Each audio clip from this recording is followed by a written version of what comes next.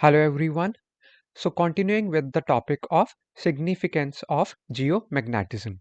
So now we come on to the next significance of the geomagnetism. Geomagnetism का first significance हमने पढ़ा था, that was the paleomagnetism, and now this second one is magnetosphere and auroras. Now ये क्या है? The magnetosphere of the Earth's atmosphere. तो अर्थ की atmosphere की डिफरेंट डिफरेंट लेयर्स हैं, उसमें एक लेयर है मैग्नेटोस्फेयर। तो अर्थ की जो ये लेयर्स है इनको हम लोग क्लाइमेटोलॉजी में पढ़ेंगे। तो अभी फिलहाल ये है कि मैग्नेटोस्फेयर एक ऐसी अर्थ के एटमॉस्फेयर की लेयर है जिसमें मैग्नेटिक प्रॉपर्टीज हैं।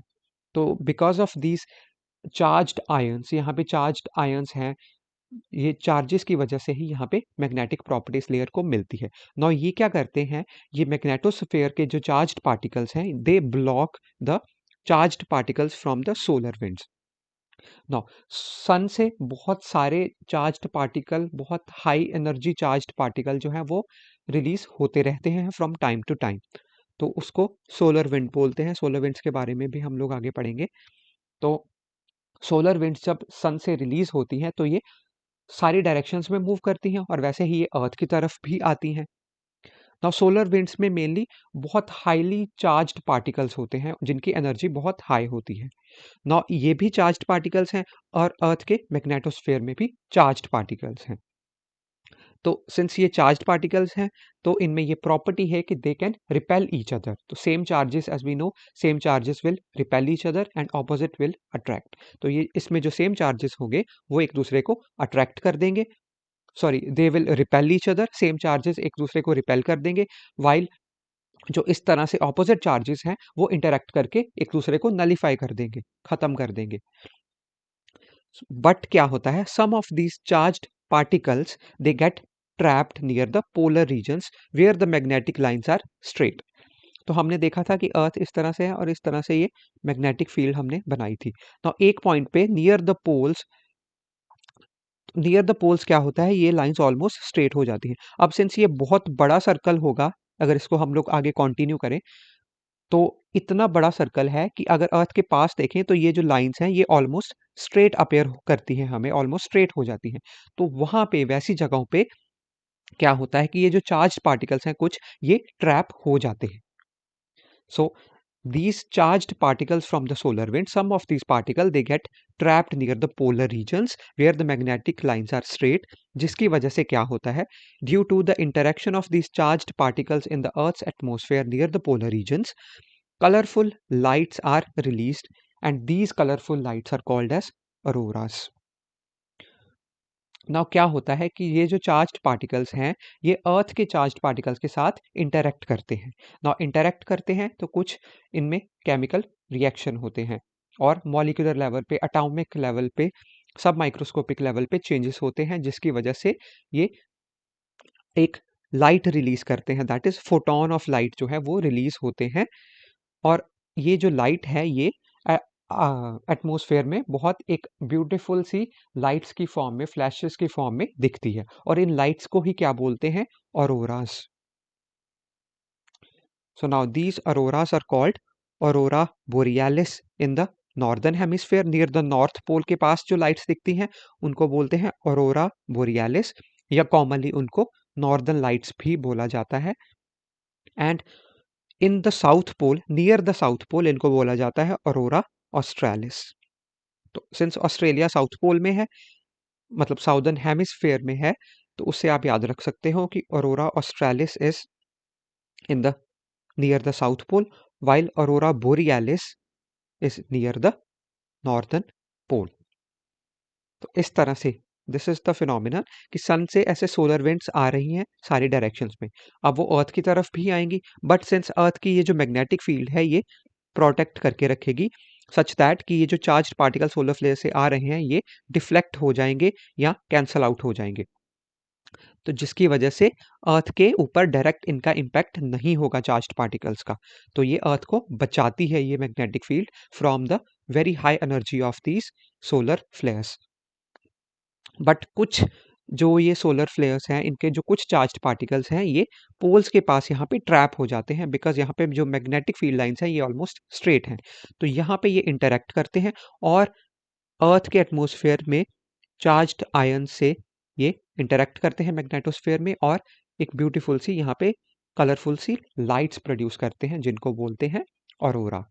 नॉर्दर्न पोल के पास में उनको बोलते हैं ऑरोरा बोरियालिस और नॉर्दर्न लाइट्स, और साउदर्न पोल के पास उसको बोलते हैं ऑरोरा ऑस्ट्रेलिस।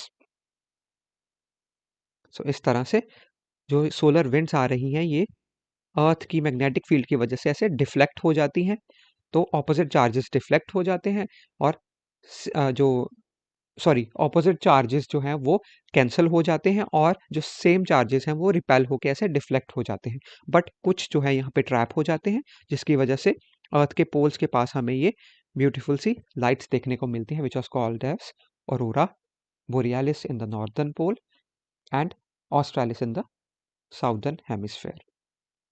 सो इस तरह से ये अपीयर होती हैं बहुत कलरफुल सी लाइट्स की फॉर्म में, ये हमें देखने को मिलती हैं। और यहाँ पे लोग ऑल ओवर द वर्ल्ड यहाँ से जाते हैं लोग ये सब कुछ देखने, because they appear very beautiful. तो इसमें एक टूरिज्म पोटेंशियल भी है।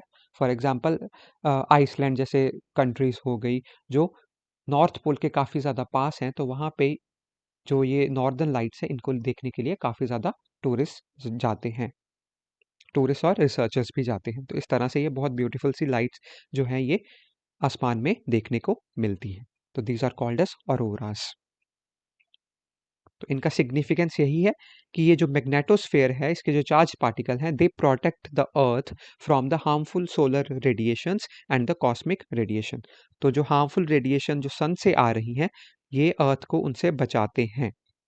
तो therefore this magnetosphere is very very important for sustaining the life on earth, because otherwise ये बहुत हाई एनर्जी वाली सोलर विंड के जो पार्टिकल्स हैं अगर ये अर्थ के सरफेस पे आ जाते हैं तो ये काफ़ी ज़्यादा डैमेज कर सकते हैं। कम्युनिकेशन जो सैटेलाइट्स वगैरह हैं उनका तो डैमेज कर ही सकते हैं, साथ में अर्थ के सरफेस पे पावर ग्रिड्स का, प्लस ये जो हाई एनर्जी पार्टिकल्स हैं ये ऑक्सीडेशन कर सकते हैं अर्थ के सरफेस पे, जो हर तरह की लाइफ के लिए काफ़ी ज़्यादा डेंजरस हो सकती है। तो थैंक्स टू दिस मैग्नेटोस्फीयर अर्थ के सरफेस को जो बचा के रखते हैं, और अर्थ के सरफेस पे ऐसी हार्मफुल सोलर रेडिएशंस हैं जो वो नहीं पहुंचती, और जहाँ पे पहुंचती हैं वहाँ पे ये ऑरोरास बनते हैं। बट सिंस पोल्स के पास कोई ज़्यादा लोग तो रहते हैं नहीं, तो इसीलिए इसका इतना ज़्यादा इम्पैक्ट नहीं होता। रादर ये एक ब्यूटीफुल सी लाइट्स की फॉर्म में हमें देखने को मिलता है, जिसकी अपनी टूरिज्म पोटेंशियल है। So this was the second point, that was about the aurora. The third significance of geomagnetism is about navigation. So the Earth's magnetic field has been used for navigation for centuries and is still important today. तो बहुत पुराने समय से लेके अब तक ये जो मैग्नेटिक फील्ड है अर्थ की इसको यूज़ किया जा रहा है फॉर नेविगेशन। तो इस तरह से मैग्नेटिक कॉम्पस में इसको यूज़ किया जाता है for locating the different directions. तो जैसे अर्थ की जो फील्ड लाइंस है, मैग्नेटिक फील्ड लाइन है, उसके अकॉर्डिंगली ये भी अपने ये जो नीडल है ये अपने आप को वैसे ही अलाइन करती है। तो इस तरह से ये अपनी डायरेक्शन जो है इस कॉम्पस पे ये शो करती है। तो ये नेविगेशन के लिए बहुत इंपॉर्टेंट है। देन लास्टली एक्सप्लोरेशन में भी ये हेल्प करती है। For example the data from the earth's magnetic field can help explorers and geologist to determine the direction of earth's axis of rotation and the latitudinal information. Plus, it has other applications as well. For example, natural resource exploration and orienting the satellites and solar panels. तो ये सारे जो थे, these were the significance of the geomagnetism on Earth. So this was all about the topic of geomagnetism. So now we are left with one topic in geomorphology, that is various landforms. तो उनको हम लोग subsequent classes में discuss करेंगे.